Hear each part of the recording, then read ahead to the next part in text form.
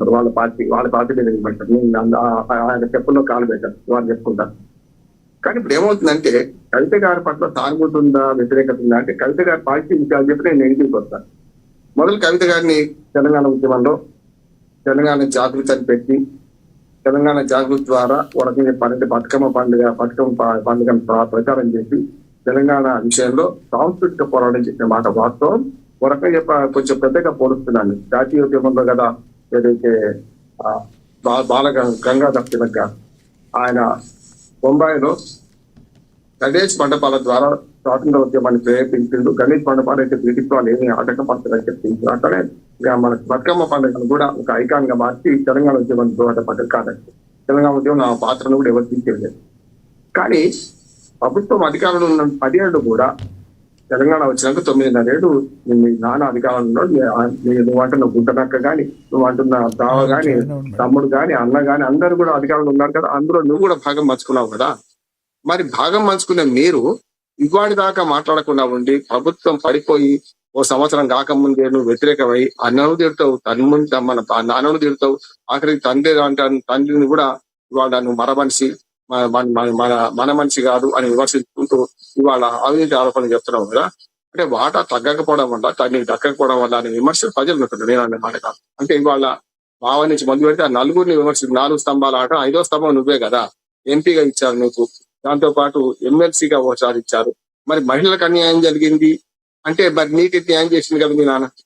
కడుపు తెచ్చుకుంటే కాళ్ళ మీద పడ్డట్టు వాళ్ళ మీ మాటలు ఏం చెప్పలేకపోతున్నారు వాళ్ళు అంటున్నారు. రెండోది ఏంటంటే బీసీలకు అన్యాయం జరిగింది అంటున్నావు. మరి మీలాంటి వాళ్ళకి పదవులు ఇవ్వడం కోసమే, మీరన్న నలుగురికి పదవులు ఇవ్వడం కోసమే బీసీలకు అన్యాయం చేసినట్టే కదా మీ నాన్న. మరి పదవిలో ఉన్నప్పుడు మాట్లాడకుండా ఇప్పుడు ఎందుకు మాట్లాడడం అనే సమస్య ఆమె మీద వస్తుంది. రెండవది అసందర్భంగా కొన్ని విషయాలు కూడా ఆమె మాట్లాడుతున్నాయి. ఉదాహరణకు పవన్ కళ్యాణ్ గారి గురించి మాట్లాడడం. గతంలో మాట ఏమంటున్నానంటే నీ అయ్య జాగిరా అని 2 జూన్ నాడు వచ్చిండు, దాని మీద మాట్లాడడం అంటే నువ్వు తెలంగాణ వాది కనుక మాట్లాడుతున్నావు ఒప్పుకుంటా. దాని కానీ ఇరుపు కాగితం అనే సినిమాకు పవన్ కళ్యాణ్కి ఏం సంబంధం? నిర్మాత కాదు, దర్శకుడు కాదు, ఆయన సినిమాతో ఏం సంబంధం లేదు. అటువంటి విషయాల్లో కూడా వచ్చి నువ్వు ఇడుపు కాగితం అంటే పవన్ కళ్యాణ్కి ఎక్కువ తెలుసు అని మాట్లాడడం నీ విజ్ఞత ఏమన్నట్టు? అంటే కావాలని నువ్వు ప్రముఖుని విమర్శించి నీ నాన్నను ఒక తెలంగాణ ఐకాన్ ఆయనను విమర్శించి అన్నను బావను అందరిని పెట్టుకుంటూ కాంగ్రెస్ టీఆర్ఎస్ తోని పోటీ పెట్టుకుంటావు. ఆఖరికి బయట రాష్ట్రం నుంచి ఉన్న ఉప ముఖ్యమంత్రి గురించి నువ్వు అవ్వకు చెబుతావు, తప్పు కదా. ఏమంటా అంటే కొన్ని తెలంగాణ వాదం గురించి మాట్లాడడం అంటే ఒప్పుకుంటున్నాను, అది కూడా చెప్తున్నాను. నీ అయ్యే జాగిరా అన్నాడు, 2వ తారీఖు నాడు వచ్చిండు, అది మాట్లాడడం కరెక్ట్ కాదా? అవునా, నువ్వు మాట్లాడడం మంచిదే. కానీ ఇరుపు కాగితం సినిమాకు నువ్వు పవన్ కళ్యాణ్కి ఏమీ సంబంధం లేకుండా ఆయన గురించి మాట్లాడే అంటే కావాలని ఎచ్చగొట్టి అటువంటి వాళ్ళ మీద మాట్లాడితే తనకు మైలేజ్ వస్తుందని అనుకున్నది నేను అనుకుంటున్నాను. ఆమె మరి మానసిక స్థితి గురించి కూడా ఆలోచించాలి. ఎందుకంటే ఆమె ఎవరిని విడిచిపెడతలేదు. కానీ ప్రధానమైన టార్గెట్ బీఆర్ఎస్. అంటే తాను బయటపడ్డ పార్టీ మీదే పెట్టింది. ఉదాహరణకు నేను నా జన్మలో టీఆర్ఎస్ తో కలవడానికి కదా, బీఆర్ఎస్ తో కలవడానికి. ఇప్పుడు తన పార్టీ టీఆర్ఎస్ అని రిజిస్ట్రేషన్ చేస్తే నేను మొదటి చెప్తున్నా టీఆర్ఎస్ రిజిస్ట్రేషన్ సాధ్యం కాదు అని చెప్తున్నాను. యాజ్ అడ్వకేట్ గా ఓ 4-5 పార్టీల రిజిస్ట్రేషన్ కోసం నేను ప్రయత్నం చేసిన వాడిగా, పోయిన వాడిగా చెప్తున్నాను. నా అనుభవంతో చెప్తున్నాను. టీఆర్ఎస్ అనే 6 మధ్యలో రాదు. మరి ఏదొస్తుంది? కోదండరాం గారు పార్టీ పెట్టుకున్నాడు కదా, టీజేఎస్ అని పెట్టుకున్నాడు, వచ్చింది కదా బ్రహ్మాండంగా. తెలంగాణ ఎవరి సొత్తు కాదు, రాష్ట్ర సమితి కానీ అది ఎవరి సొత్తు కాదు. కానీ 6 అనే సొత్తు ఖచ్చితంగా గతంలో టీఆర్ఎస్ పార్టీదే. ఇప్పటికి కూడా ప్రచారంలో ఉన్న పార్టీ పేరు పెట్టుకుంటే ఎవరికి ఇవ్వరు ఉంటున్న పర్మిషన్. అదే జరిగింది. ఆక్రోషంతో ఇప్పుడు బీఆర్ఎస్ మీద మాట్లాడుతుంది, బీజేపీ మీద కూడా మాట్లాడింది, అట్లాగే కాంగ్రెస్ మీద కూడా మాట్లాడుతుంది. కానీ కాంగ్రెస్ వాళ్ళు బీజేపీ వాళ్ళు ఎందుకు వినకుంటున్నారు? కవితకు సమాధానం ఇవ్వకుండా సుప్రీంకోర్టుకి వెళ్తాను ఈ విషయం పైన, నేను మళ్ళీ ఒకసారి సరి చూసుకునేది లేదు, సుప్రీంకోర్టుకి వెళ్తాను ఈ విషయంలో అంటుంది ఆవిడ. కావచ్చు, నేను మొదటి చెప్తున్నాను. ఫస్ట్ నేను చెప్పాను సాధ్యం కాదు చెప్పారు, ముందే చెప్పారు. మీడియా వాళ్ళు కూడా ఏమంటున్నారు అంటే రిజిస్ట్రేషన్ అయిందే అని ప్రచారం చేసిన కొందరు. రిజిస్ట్రేషన్ ఢిల్లీకి భూమికి ఆకాశం అని తేడా ఉన్నది. అది రిజిస్ట్రేషనే కాలే, కేవలం ఆ పేరు 3 పేర్లు పంపితే ఆ 3 పేర్లలో ఈ పేరును ఆమోదించుకుంటున్నామంటే ఎంచుకోమంటే ఎంచుకుంటే దానికి పబ్లిక్ నోటీస్ చేయమన్నాం. పబ్లిక్ నోటీస్ లో అభ్యంతరాలు వచ్చినాయి. ఆటోమేటిక్ అభ్యంతరాలు వస్తే దాన్ని తెలంగాణ చెప్పింది. ఈ టీఆర్ఎస్ అని పేరు మీద కాదు, ఇంకేదైనా కావచ్చు. టీజేఎస్ కూడా కాదంటున్నాను. టీజేఎస్ ఎందుకు కాదు? తెలంగాణ జాగృతి కమిటీని పెట్టుకుంది అనుకోండి. తెలంగాణ టీజేఎస్ ఉంటుంది కదా, ఆల్రెడీ కోదండరాం పార్టీ అది ఎగ్జిస్టెన్స్ లో ఉంది, దానికి వ్యవస్థాపక అధ్యక్షుడు ఆయన. కానీ టీజేఎస్ కూడా కాదు. మధ్యన ఆ రోజు కేవలం మార్చకపోతే ఆమె పార్టీ రిజిస్ట్రేషన్ కాదు. సరే, ఆ బాధ ఆమె వడ్డీ అంటే నష్టమేంటి. కానీ ఇప్పుడు ఏమవుతుందంటే ఒక మహిళగా ఆమెను గౌరవిస్తుంది. రెండోది షర్మిలకు ఆమె కోరిక కూడా పెడుతున్నాం. షర్మిలకు ఆమె పోలిక కూడా లేదు. ఎందుకు లేదు అని చెప్తారు. ఆమె తండ్రి అన్ని రకాలుగా ఆమె న్యాయం చేసిండు. పదవి ఎంపీ ఇచ్చిండు, ఎమ్మెల్సీ ఇచ్చిండు, ఆఖరికి అన్ని రకాలుగా ఆమె న్యాయం చేసిండు. డబ్బులు కూడా సంపాదించుకున్నాడు. ఈ మాట కూడా అంటున్నాడు. ఒకనాడు మరి వాళ్ళందరూ పెద్దోళ్ళు వాళ్ళు అయింది కదా అంటే మీ అన్న ఎక్కువ సంపాదించుకోండి. అక్కడ సంపాదించుకుంటే తప్పే. అసలు బీఆర్ఎస్ లో ఈ అవినీతి అది జరిగింది తప్పే అంటున్నాను. కాళేశ్వరం జరిగిన మీ అన్నగారు 185 కోట్లు పైనీర్ పేపర్ కొన్నా అదంతా ప్రజల సొమ్ము కాదంటలేండి. కానీ వాడు సంపాదించుకున్న ఆక్రోశమా, నేను సంపాదించుకోలేదు నేను ఉక్రోశమా? మరి అది చెప్పాలి కదా. నువ్వు కూడా నీ వీలైతే నువ్వు సంపాదించుకున్నావు, వాడు సంపాదించుకున్నావు. ఈ సంపాదన తప్పు. ప్రజల ధనాలు దుర్వినియోగం చేశారు. మీ పార్టీని మీరు ఎండగట్టడం ఏమైందంటే కడుపు తీసుకుంటే మీ కాళ్ళ మీదే పడుతుంది. అన్ని కాళ్ళ మీద మీ సంగతి ఏందని అడుగుతున్నారు. ఉదాహరణకు షర్మిల గారికి ఎందుకు తీసుకొస్తున్నారంటే షర్మిల గారికి రాజశేఖర రెడ్డి గారు ఎక్కడ న్యాయం చేయలే. ఆనాడు ఆయన బతుకున్నప్పుడు కొడుకు ఎంపీ ఇచ్చింది, ఆమెకు ఇయ్యలే.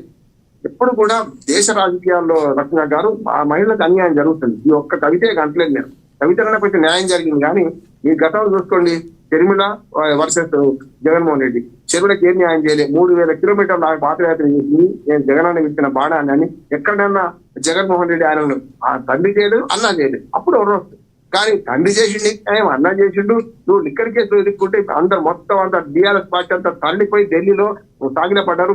వాళ్ళు ఢిల్లీలో అనేక మంది అడ్వకేట్లు మాట్లాడేది మిమ్మల్ని బయటకు తీసుకొచ్చేదాకా ఉత్సవాలు జరుపుతుంది. ఇదే రామ్మోహన్ మనకు టీఆర్ఎస్ రామ్మోహన్ గారు మంచి ఉత్సవాలు జరిపింది. మా కవితకి వచ్చింది, లోపలికి బయటకు వచ్చిందని చెప్పి ఏమైంది తట్టేడు మనం అంటారు అశుద్ధంలో రాయి చేసినట్టు మొత్తం టీఆర్ఎస్ పార్టీ అంతా ఆగనిస్తుంది. కనుక ఇప్పుడు ఏమైందంటే నీ విలువ నువ్వే తీసుకుంటున్నావు అంటున్నాను. అంతేందుకు ఇక్కడ కాదు, మీరు మన ప్రియాంక గాంధీ రాహుల్ గాంధీ చూడండి. ప్రియాంక గాంధీకి ఏం పదవి ఉన్నది, ఆపోజిషన్ లీడర్ ఎందుకు కాలేదు. అట్లా కనిమొళి మనకు మన ఉదయనిధి స్టాలిన్ ఉన్నారు, మన స్టాలిన్ ఉన్నారు. వాళ్ళ అన్నా చెల్లెలే కదా. మరి స్టాలిన్కు కనిమొళికి ఏంటంటే కనిమొళిని ఎందుకు రాణిస్తలేదు ఇవన్నీ చూస్తున్నాం మనం. దేశవ్యాప్తంగా మహిళలు పురుషులు ఒకే కుటుంబంలో ఉంటే మహిళలు అన్యాయం అయిపోతున్నారు. కానీ నీకు న్యాయం చేశారు కవిత గారు, నీకు బీఆర్ఎస్ అధ్యక్షుడు అట్లాగా అన్న బావ అందరికి న్యాయం చేశారు. ఇవాళ నువ్వు నలుగురిని అంటున్నావు. కానీ మెల్లగా నా ఉద్దేశం ఏంటంటే రేవంత్ రెడ్డి గారు మరి వెనక ఉన్నారా అనే మాట అనిపిస్తుంది. ఎందుకంటే ఒకటి ఆయన గురించి వివరిస్తే మాట్లాడితే వాళ్ళు కాంగ్రెస్ వాళ్ళు ఎక్కడ కవిత సమాధానం ఇచ్చలేదు. ఏమంటుంది నీకు సంతోషపడుతున్నారు. బీఆర్ఎస్ పార్టీ అంటుంది కనుక, బీఆర్ఎస్ పార్టీ వాళ్ళ గుట్టంతా బయటపెడుతుంది కనుక దాన్ని చూసి అంటే ఇప్పుడు విభీషణ లాంటి పాత్ర ఈ రకంగా చెప్పాలంటే ఇంటి దొంగ ప్రాణహాని అంటారు కదా రచన గారు.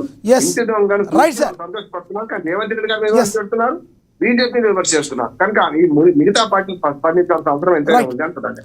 రైట్, నేను మళ్ళీ మాట్లాడతా సార్. మీతో అందుబాటులో ఉండండి. మనతోటి బీఆర్ఎస్ నేత రామ్మోహన్ గారు ఉన్నారు. ఒకసారి ఆయనతో మాట్లాడదాం. రామ్మోహన్ గారు నమస్తే. నమస్తే అండి, పెద్దలందరికీ నమస్తే. పెద్ద పెద్ద పార్టీలను ఆపగలిగారు మీరు. కాంగ్రెస్ పార్టీ మెడలు వంచారు, బీజేపీ పార్టీ మెడలు వంచారు. కానీ ఏంటో టీఆర్ఎస్ అనాలా లేదంటే ఇంకా కన్ఫర్మ్ కాలేదని మీరు అంటున్నారు. కవిత గారు మాట్లాడే మాటలకు ఒక్క దగ్గర కూడా మీ దగ్గర సమాధానం లేదు, రావడం లేదు. ప్రతిరోజు రోజుకి మసాలా పెంచేస్తున్నారు.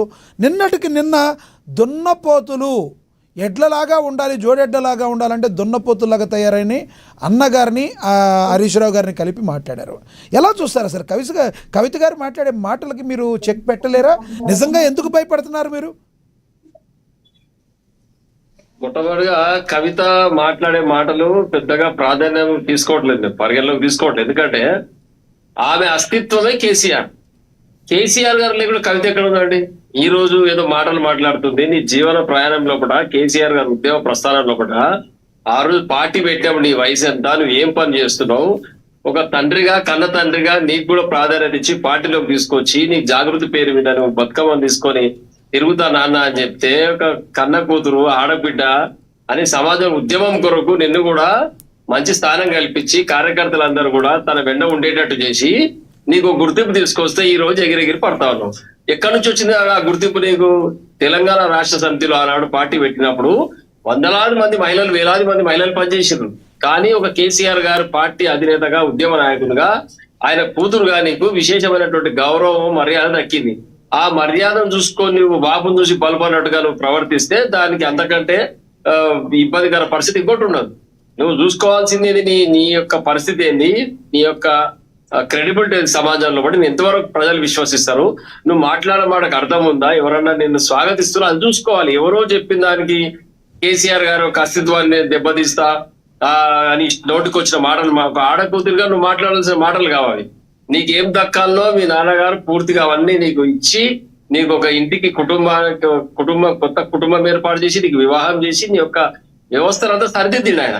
ఎమ్మెల్సీగా, ఎంపీగా, ఎమ్మెల్యేగా టికెట్లు ఇచ్చి నీ ప్రజాప్రతినిధిగా చేస్తే ఈ రోజు అదంతా చూసుకొని నీ గొప్పతనం ఫీల్ అవుతున్నాం. ఇది పూర్తిగా ఆలోచన చేసుకోవాలి. కవిత గారికి మళ్ళీ చెప్తున్నాం మేము బీఆర్ఎస్ పార్టీగా. నేను నా గొంతులో ప్రారంభంగా బీఆర్ఎస్ పార్టీతోనే నేను కలవడం. అది నిన్ను ఎవరు పిలుస్తున్నారు? నిన్ను ఎవరు పిలవట్లేదు. నిన్ను ఎవరు పట్టించుకుంటలేరు అసలు. నీ ఒక లెక్కనే లేదు ఇప్పుడు ఇక్కడ సమాజం. రామ్మోహన్ గారు ప్రధానంగా ఒకటి ప్రయత్నం చేస్తా ఉన్నాం. ఒక క్వశ్చన్ వస్తుంది రామ్మోహన్ గారు.